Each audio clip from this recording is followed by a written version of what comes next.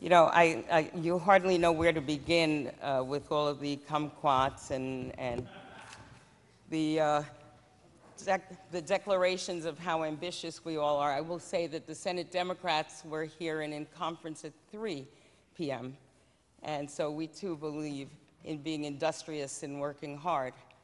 And I do believe that this is what this is all about today.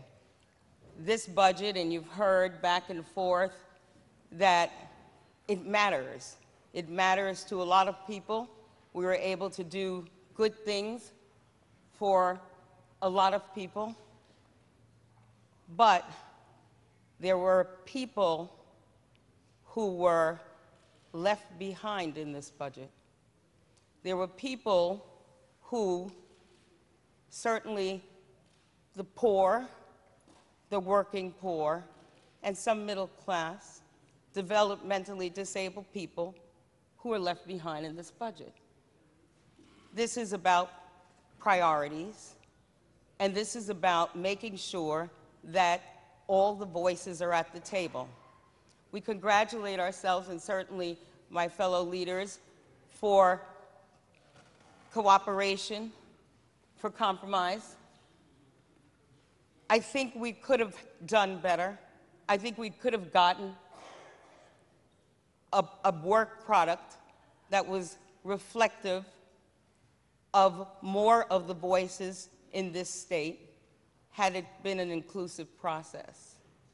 From the very beginning, when my colleagues stood up and talked about SUNY Downstate, talked about the concern of this huge segment of the population, and there's absolutely nothing but a promise of a study in lieu of something concrete for patients, for workers, for people who depend on that health care delivery system.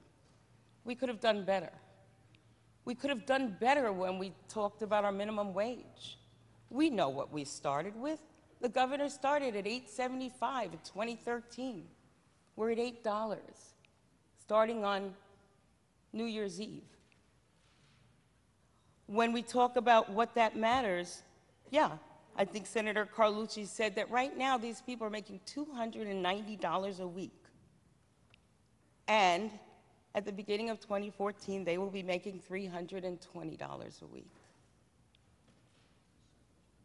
These families, though, in our rush to give rebate checks, these families who at the end of $8 an hour, 40-hour weeks, making $16,000, will not get a check. If they have a child or 2 children, they won't get a check. We're starting with people making $40,000 and going up to $300,000. And we're leaving a whole segment of the population behind, working poor, who we're supposedly helping. And everybody's so tortured about the OPWDD. Everybody works so hard. But all the voices weren't at the table. Maybe together we really could have done more than restore $30 million.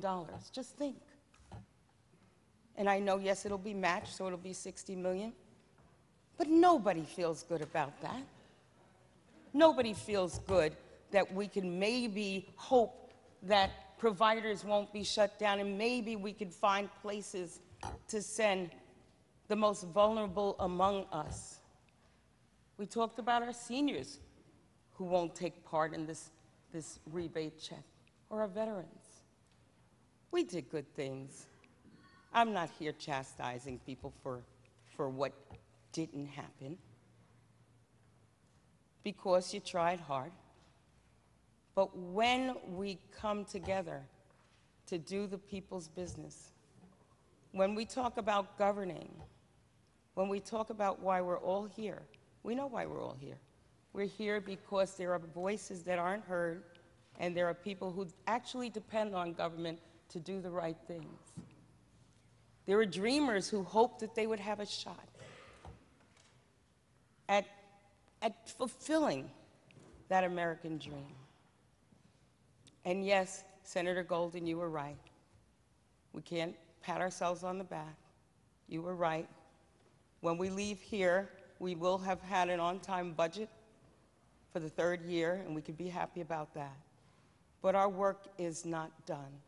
We've left too many people behind, too many people who really need us to make sure that we redouble our efforts so that when the rising tide lifts boats, it indeed lifts all boats, but not just because the tide is rising, but because we really, really paid attention and had our priorities right. Thank you.